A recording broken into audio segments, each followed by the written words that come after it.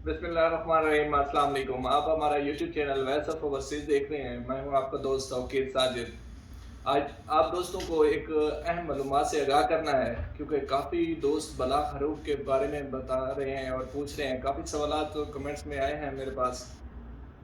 Video को and तक देखिएगा, तमाम तर तफसीलात मैं आप दोस्तों तक पहुंचाऊंगा।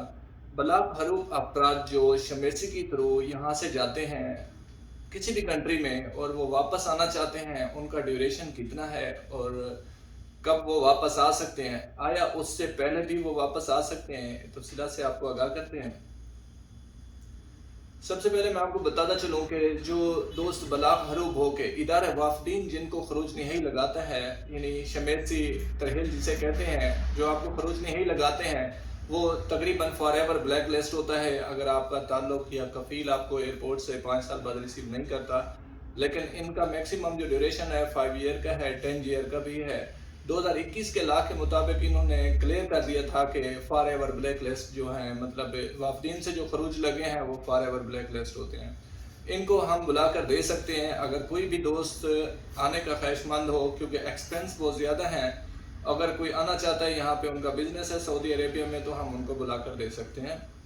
और इसके लिए ज़रूरी होगा कॉल्स पर भी नहीं, यहाँ कोई उनका दोस्त वगैरह रहते हैं तो ऑफिस की लोकेशन दी हुई है, ऑफिस की लोकेशन पर आप तशरीफ़ लाएँ। छुट्टी पर गए हुए जो दोस्त कोरोना में वापस नहीं आ सके थे, उनके भी काफ़ी सवालात आ रहे हैं। उनको हम बुलाकर तभी दे सकते हैं जब पिछला कफील एनओसी जारी करेगा और नया वीज़ा हम जारी करेंगे, उस पर उनको हम यहाँ पे इंटर करा सकते हैं।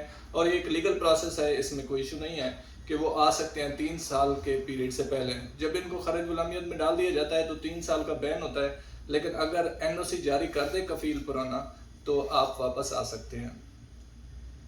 बाकी वीज़ों के मुतालिक काफ़ी सवालात आते हैं कि आज़ाद वीज़ा या दूसरा। आज़ाद वीज़ा तो आप परचेज नहीं कर सकते, ख़रीद फरोख्त जो है वीज़े की तो ममनू है। लेकिन अगर कोई दोस्त यहाँ उनका अपना कारोबार है, बिजनेस है, किसी हवाले से आना चाहता है और उनको वीज़े रिक्वायर्ड है, तो हम आपको वीज़ा जारी करेंगे। जो आप कहेंगे प्रोफेशन के हिसाब से वही हम जारी कर सकते हैं वीज़ा। वीज़ों का मसला नहीं है, किसी भी महीने का आपको वीज़ा चाहिए आपको प्रोवाइड किया जाएगा। बाकी जो तमदीद खरूज ओहदा है उसकी फ़ीसों में थोड़ा सा इजाफा किया है, बाकी तमदीद हो रही है।